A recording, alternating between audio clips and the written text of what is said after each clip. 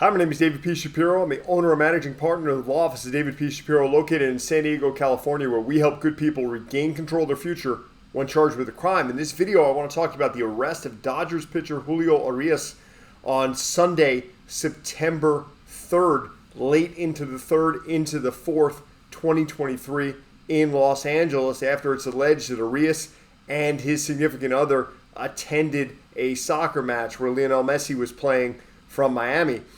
Really interesting situation right now. Interesting as a criminal defense attorney to watch all the people rush to judgment, albeit Aureus does have a misdemeanor arrest from, I think it was 2019, where no charges have been filed. He did serve a 20-game suspension for Major League Baseball because of that conduct based on MLB's own investigation, despite no charges being filed. What's interesting about this case, though, particularly in September of 2023, is the fact that Arias was booked in on felony domestic violence charges, Penal Code section 273.5, whereas the previous incident was a misdemeanor spousal battery.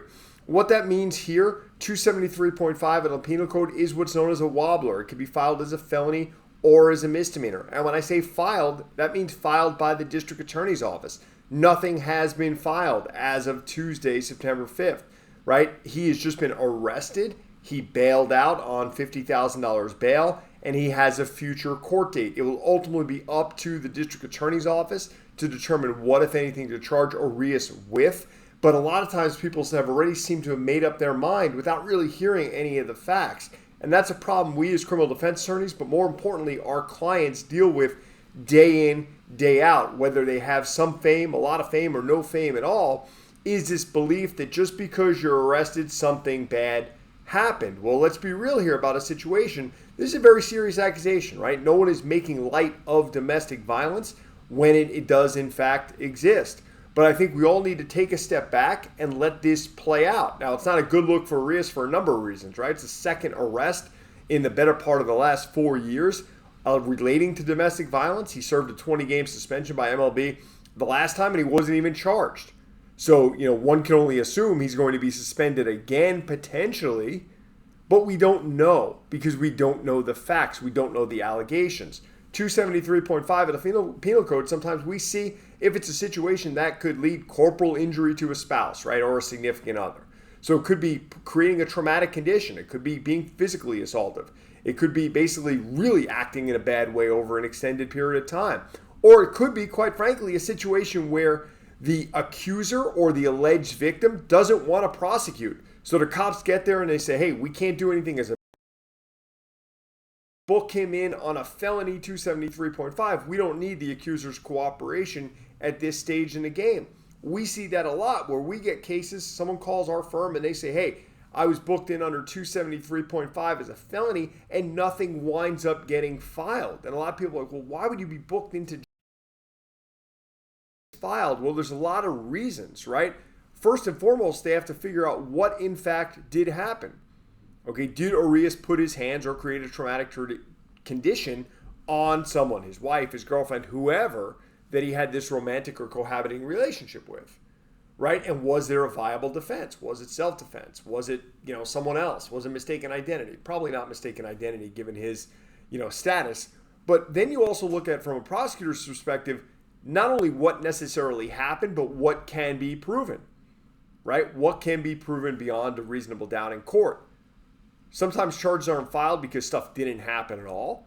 Sometimes charges aren't filed because stuff did happen, but there's a real good defense the prosecutors want no part of, so they're not going to file charges.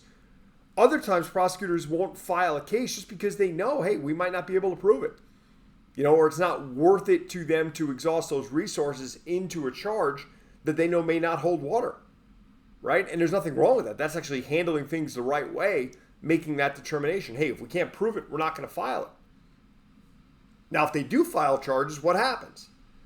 Well, Arias will have his first court date. He, in all likelihood, with his attorney, will be there, will enter a not guilty plea to the charges, and they'll set one, if not two, court dates, depending if it's a felony or a misdemeanor. He and his attorney or attorneys will review the discovery, police reports, 911 call, any surveillance videos if this happened at the soccer stadium, anything and everything related to that, any prior incidents of alleged domestic violence, witness statements, whether or not Arias himself gave a statement when he was contacted by the police. And a prosecutor will make that determination. But then his defense attorney will review those reports and have a candid conversation with his or her client and say, hey, this is what I think can be proven.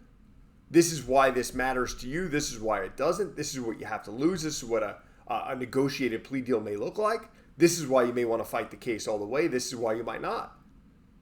You know, a lot of times these cases don't resolve in a couple of weeks or a couple of months. It may take time, especially if there's a factual defense or if it's just a defense by way of the fact, hey, we're going to fight this all the way because we can't live with the known alternative, right? Any conviction could be catastrophic to his career, so we're going to fight it no matter what the weight of the evidence is, if nothing else to buy time, right? But there's a couple of different things here. Is what happens in a criminal courthouse and what happens in a court of public opinion. Especially going into a free agent year, but that's not the main concern of this video, right? I'm not really worried about what type of free agent contract Julio Arias is going to get or not get, whether or not he's pitched his last game for the Dodgers or not. I really don't care as a criminal defense attorney, and as a Mets fan, I couldn't care less. But what the purpose of this video is to understand that just because someone's charged or just because someone's arrested doesn't mean they're charged. Just because someone's charged doesn't mean stuff did in fact happen. And just because someone's charged doesn't mean that they are in fact going to be convicted. But that's a different animal when you're dealing with Major League Baseball, court of public opinion, free agent contracts, and everything that goes with it. For Reus' sake, I hope nothing happened. I hope this was a product of a bad relationship that he probably needs to get out of. But if he was physically abusive or aggressive with anyone, you know, you hope that he gets the help that he needs irrespective of what happens with his baseball career. Time will tell. Don't rush to judgment until you have the facts. Protect your freedom. Protect your future. Know your rights. Law Office of David P Shapiro, San Diego-based criminal defense law firm. Again, my name is David Shapiro. If you have any questions about felony domestic violence, Penal Code Section 273.5, or this case in particular involving Dodgers pitcher Julio Urias, you can always reach out to our firm, 619-295-3555, 619-295-3555.